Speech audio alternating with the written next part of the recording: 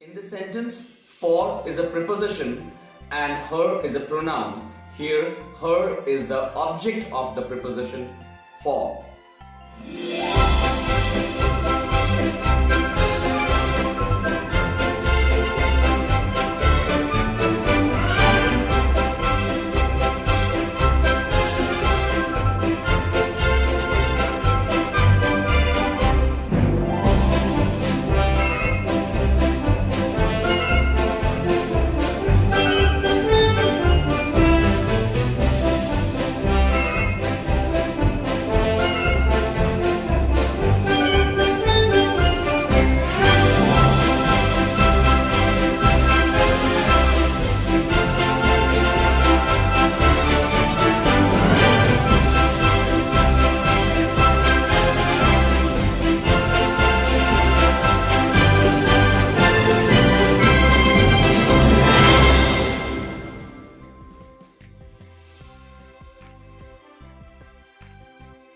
Hello my dear YouTube family, myself Rahul Singh, and I would like to welcome you again to my YouTube channel Lore of English. So after a long delay, I'm again back with another exciting topic of our series Parts of Speech. I know you guys all waited patiently for my upcoming videos, so let's start again with the same motivation and excitement. So let's learn the upcoming topics of English grammar. I also hope that you are enjoying my series of shorts and filling yourselves with utmost knowledge. And if you really think that my shorts are really helping you out, do comment me in the comment box below. So without any further delay, let's get to the topic and let's understand pronouns. But before moving further, as always, let me provide you with the answers of the brain gym first.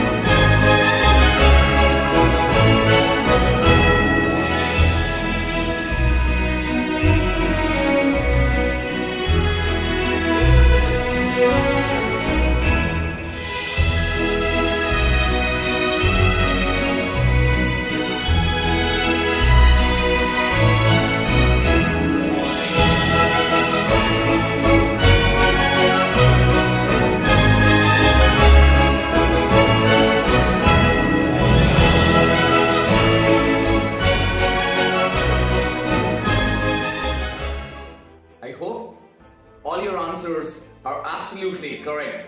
Now, let's understand the concept of pronouns. When we start this topic, when we try to understand this topic, the very first question that needs to be understood is what pronouns are. So pronouns are nothing but such words which are used in place of noun. In other words, we can also say that pronouns are such words which substitutes a noun in a paragraph or any other piece of writing just to avoid repetition of noun. By this explanation, I hope that you understood that pronouns are such words which can replace a noun or a noun phrase in a sentence. Pronouns, therefore, take the position of nouns. Now, as we all know, grammar is incomplete without examples. So to understand this concept more properly, we'll see the following examples. The example which you can see now, I have written, Peter is a thief. And now if I need to replace the noun Peter with a pronoun, we need to use the pronoun he. And the new sentence hence formed will be, he is a thief.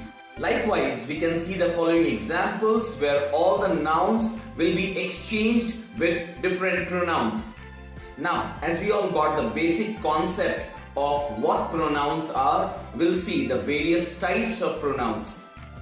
So, kinds of pronouns include personal pronoun, reflexive pronoun, demonstrative pronoun, relative pronoun, indefinite pronoun and interrogative pronoun.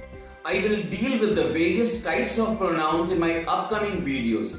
But in this video, we'll try to understand the grammatical functions of pronouns only. So, dear viewers, what is the grammatical function of pronouns?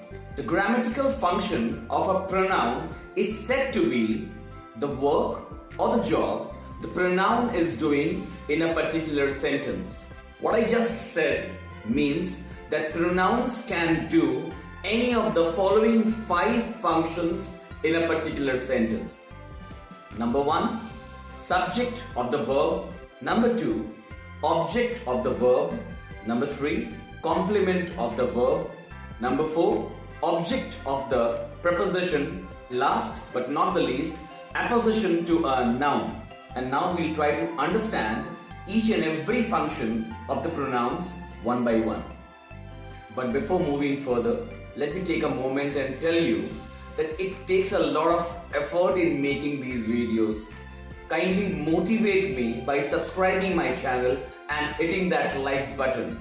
Now let's understand the functions of pronoun in a sentence. The first point I said that pronouns acting as subject of a verb in a sentence. Here, the pronoun will always come before the main verb in a sentence. To understand more about this function, we'll see the upcoming examples. My first example says, he is very weak.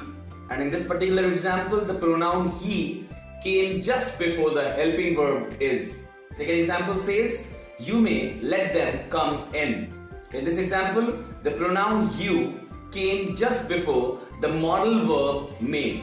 In my third example, I have written, I hate the way the movie ended. And here, the pronoun I came just before the main verb hate. To make the concept clearer to you, I have written 4 more examples. And in all these examples, the highlighted words are pronouns acting as subject of the verb. And with this, I hope I made the first function of pronoun acting as subject for the verb clear to you. Now, moving to the second point where I said pronouns acting as object of a verb. To understand this concept, first we need to know or understand when can a pronoun act as an object of a verb. This will only happen when the pronoun will come just after the action or the verb, or it will receive the action in a sentence. And to understand this concept properly, we'll see the upcoming examples. In my first example, I have written, James slapped me. In this sentence, me is the pronoun which came just after the action verb slapped. In my second example, I have written, I kissed her. In this sentence, both I and her are pronouns, but we are talking about the pronoun her which came just after the word kissed. My third example says, Mike likes her a lot. Here, the pronoun is her and it came after the word likes. For the upcoming examples, I am not going to tell you what verbs we are talking about and what pronouns we are talking about. Rather, you are going to tell me in the comment box below. Let me see how many of you make it correct. Now we'll try to understand the third point where I said pronouns acting as complement. Whenever we say a pronoun acting as a complement of a verb, what actually it does? It comes after a linking verb or state of being of the verb and receives no action from the verb. Again, to understand this, we'll see the upcoming examples. In my first example, I have written, the thief was he.